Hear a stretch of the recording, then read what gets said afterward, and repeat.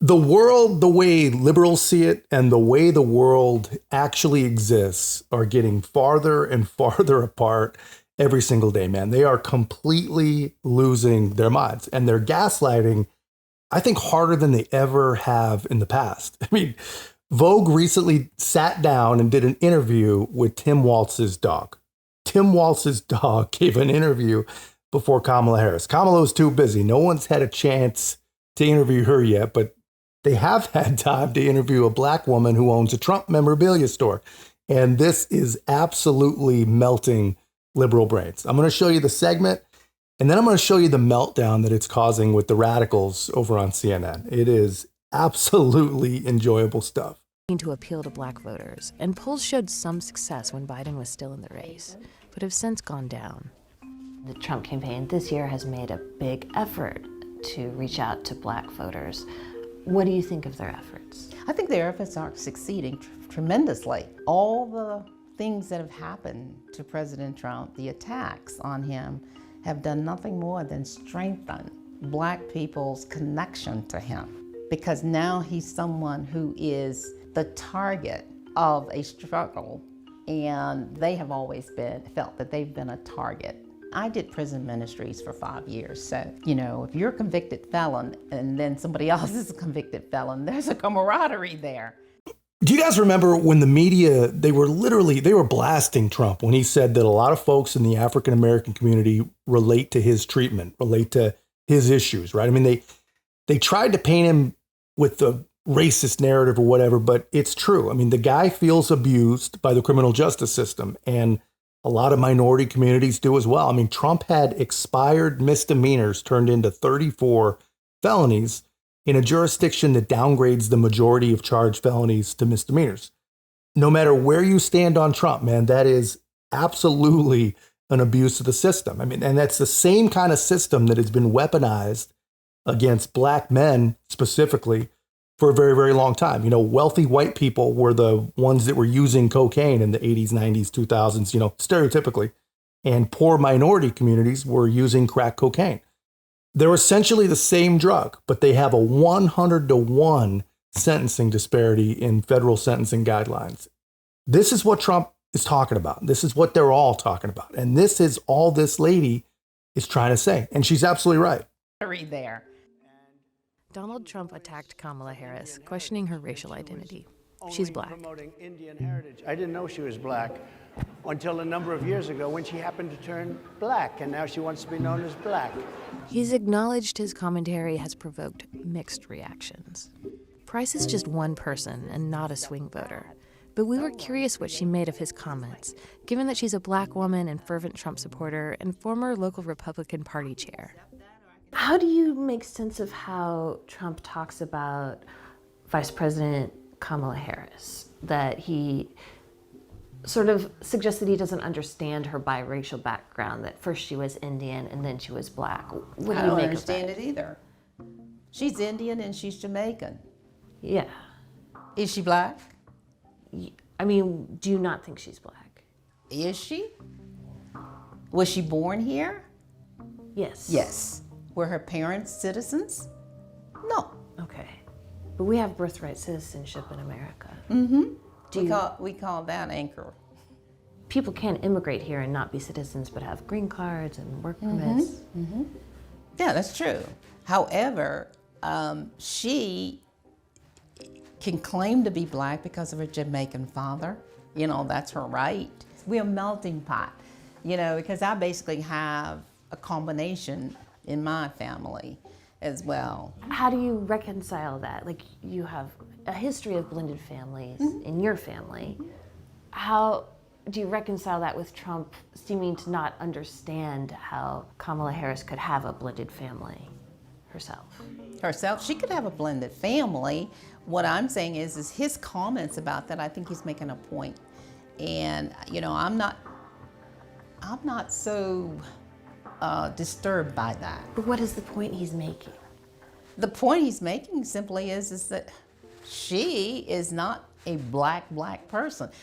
Dude, I still can't get over these journalists going around intimating that Jamaican means black. I mean, it's absolutely, it's crazy. I mean, the people saying that Jamaica means black, honestly, I think that sounds way more racist than Trump saying the black community resonates with his criminal court problems. I mean, the truth is, you know, these journalists have absolutely no idea what Kamala Harris is. Honestly, she might not even have any idea what she is.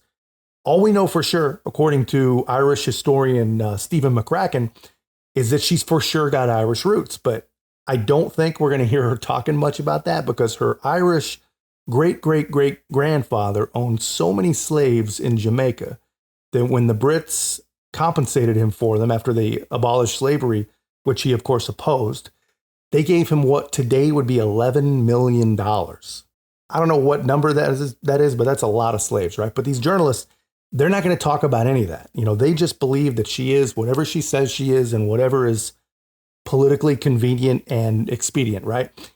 But when they ask these people these questions, you know, do you believe she's black or whatever? It's a total trick bag. There is only one right answer. They want you to say that you believe anything and everything she says, or you're going to get completely destroyed. He has been mocked, scrutinized, slandered, dragged into court. This man is still standing, and he's standing strong because he knows that he was chosen. He's our David. And Ella Reeve joins me now. I'm wondering what you heard from other customers in the store. Well, as much as identity politics was rebuked by the merchandise there, identity was still really important to the people I spoke to. For example, one younger man told me that he didn't like Harris because she was for city people who had office jobs, whereas Trump was for blue-collar people like him. And how did you meet the woman who runs the store? I met her about 6 months ago in Virginia. She told me this story of wearing a Confederate flag swimsuit on the beach and how so many people had come up to her. She realized she'd missed a marketing opportunity. Obviously, I wanted to talk to her about what she thought about Harris's nomination, but she wasn't going to budge on that. And of course, polls show that she is not in the majority among black women.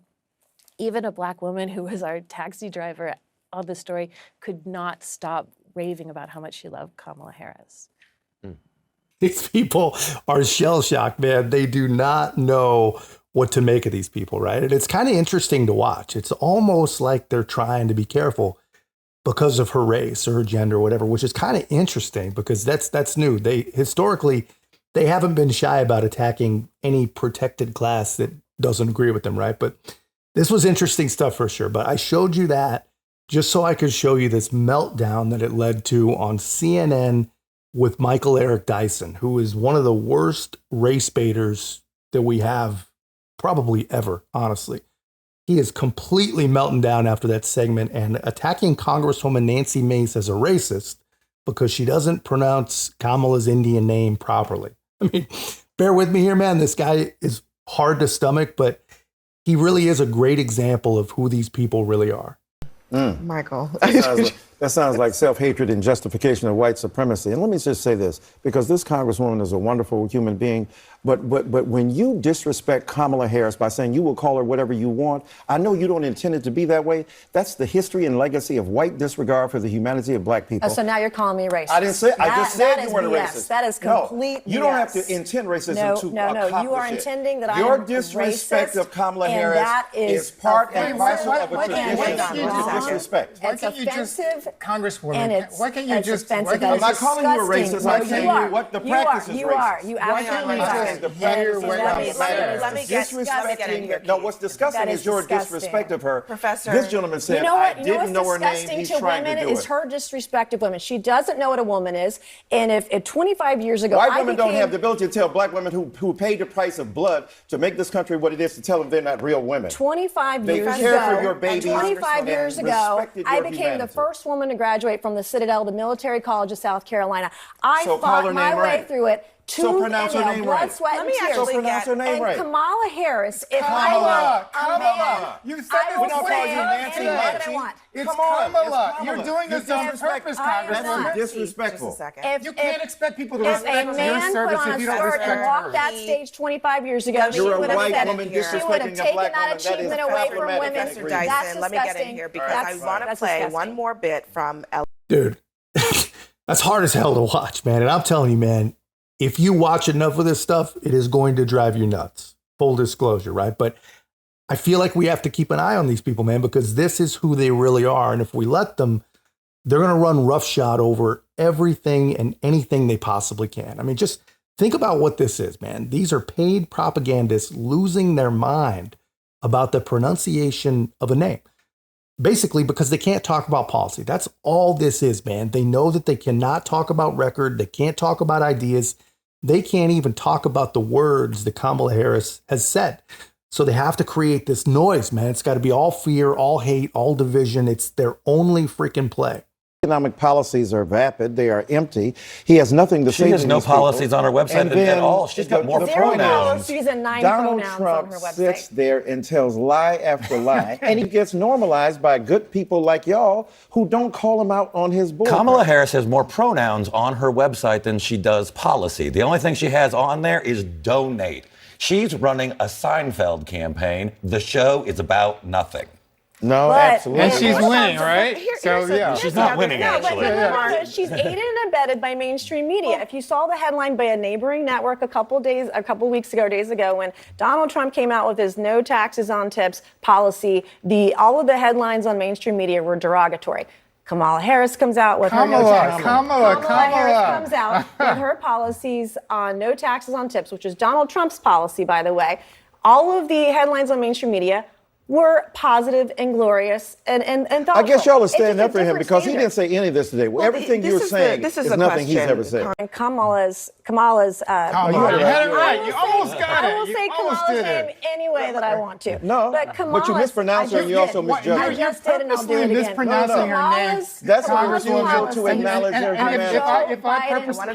if I purposely mispronounced your name, that would not be appropriate. Policies are Joe Biden's policies. She owns You're it. normalizing 33 that kind of times. viciousness, man. 33 times. But it's the- she You're was the disrespecting deciding her. vote. She was the vice on president, Joe though. Biden's bill. She We was know 33 that times the deciding vote on Joe Biden's bills in she the has Senate. to own them because owns she it. was his vice president. However, we all know that the vice president is not setting the policies. The president is. Her and vote that's did. why she, Her vote that's set why Joe she Biden's should come policies out 33 and tell the times that she American was the public what she tiebreaker in thinks the about Senate. the issues, because the American public is craving to know, is she going to pivot? Does she agree with what she said 4 years ago or not?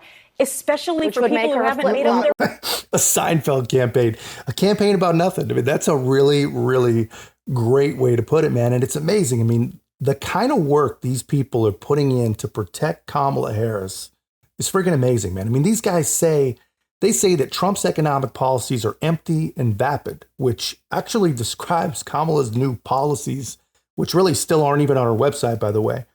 It describes them perfectly. I mean, she wants more for the child tax credit. That's great, but that's empty. That's nothing new, right?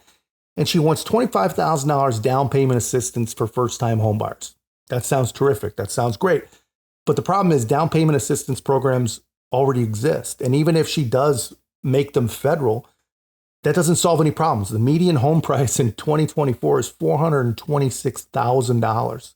And this does nothing to address any of that. These are they're empty words. They are vapid. I mean, he described her policies perfectly. I mean, these ideas, they don't do anything for anyone. And that's not even talking about her key idea, federally mandated price fixing. And anyone that has ever opened a history book, like ever, is probably aware of the fact that has never worked anywhere on the entirety of planet Earth, right? But she doesn't know that. And her supporters, they sure as hell don't know that.